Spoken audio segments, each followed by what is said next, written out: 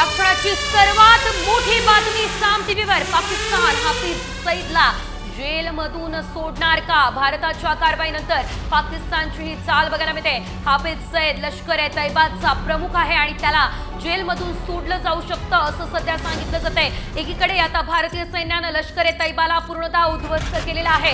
लष्कर-ए-तैयबाचं मुख्यालय जे आहे ते सुद्धा उडवण्यात आलेलं आहे। मात्र आता पाकिस्तानी नवीन चाल चालणार का बघणं महत्त्वाचं। अधिकची अपडेट घेऊयात आमचे प्रतिनिधी प्रमोद जगताप यांच्याकडून। प्रमोद, आपण पाहतोय पाकिस्तानच्या प्रत्येक चालीला, प्रत्येक पावलाला भारत सडेतोड उत्तर देतोय, तरी सुद्धा पाकिस्तान थांबत नाहीये। काय अपडेट या संदर्भात?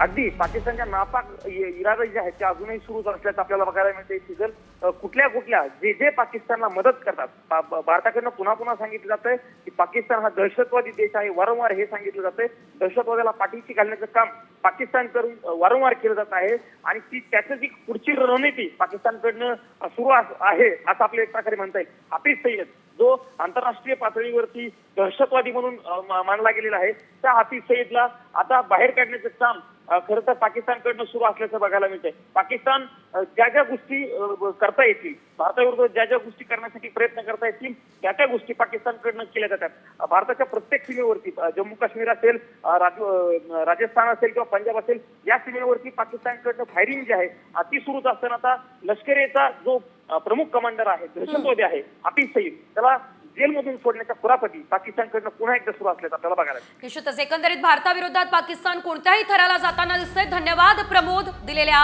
अपडेटसाठी। तर हाफिज सईदला जेलमधून पाकिस्तान सोडण्याच्या तयारीत सध्या दिसतंय।